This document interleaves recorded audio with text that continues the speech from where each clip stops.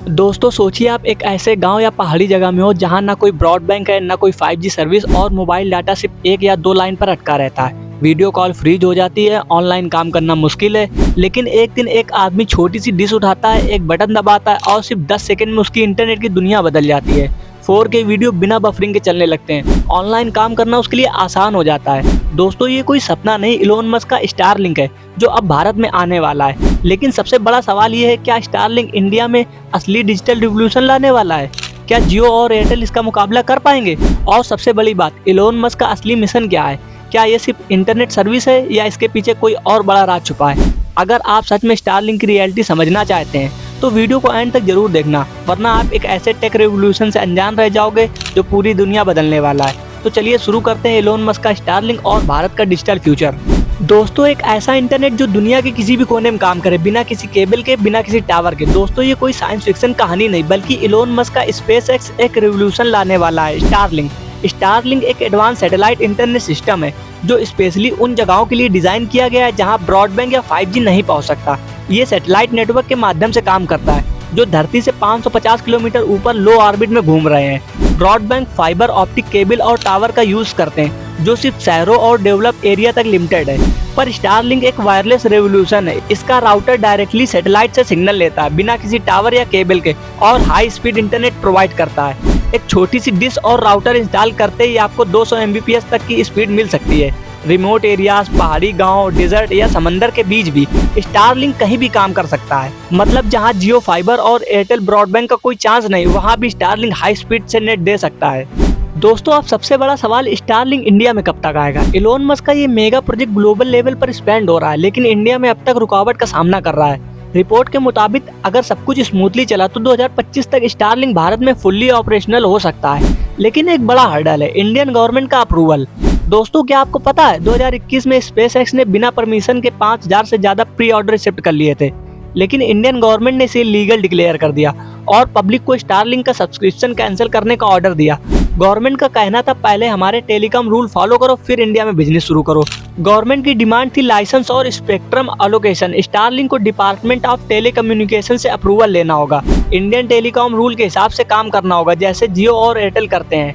Local investment और tax policies को follow up, Indian economy में कंट्रीब्यूशन देना पड़ेगा। अब स्पेसएक्स ने इंडियन पार्टनर के साथ काम करना शुरू कर दिया जो अप्रूवल जल्दी आने में मदद कर सकता है। अब देखना ये है कि इलोन मस्क इंडियन टेलीकॉम के बड़े प्लेयर जियो और एयरटेल के साथ कैसे कम्पीट करेंगे। दोस्तों आप जो इंटरनेट यूज करते हैं उसकी स्पीड कितनी है, चलिए एक कंपैरिजन देखते हैं। आज हम कंपेयर करेंगे मोबाइल इंटरनेट, ब्रॉडबैंड और स्टारलिंक, कौन सा फास्ट है और कौन किस सिचुएशन में बेस्ट है। दोस्तों अगर आप सिटी यूजर हो तो मोबाइल इंटरनेट बेस्ट ऑप्शन है। स्पीड 10 Mbps से लेकर 1 Gbps तक जा सकती है, लेकिन सिग्नल वीक हो सकता है स्पेशली गांव के एरिया में। शहरी लोगों के लिए ब्रॉडबैंड एकदम फास्ट और स्टेबल ऑप्शन है, 100 Mbps से लेकर 1 Gbps तक की स्पीड। लेकिन इसकी एक दिक्कत है, सिर्फ सिटी और डेवलप एरिया तक लिमिटेड है। अब बात करते हैं उन लोगों की जो विलेज, माउंटेन या डेजर्ट में है, जहां ना कोई टावर है ना कोई ब्रॉडबैंड है। उनके लिए स्टारलिंक एक लाइफ सेवर है, 50 Mbps से लेकर 200 Mbps तक की स्पीड। पर प्रॉब्लम थोड़ा महंगा है। तो अगर आप सिटी में हो, जियो फाइबर या एयरटेल सस्ता भी है और फास्ट भी है। दोस्तों अगर आप रिमोट विलेज या पहाड़ी इलाके में हो तो स्टारलिंक बेस्ट ऑप्शन है, क्योंकि ये बिना किसी केबल या टावर के भी काम करेगा।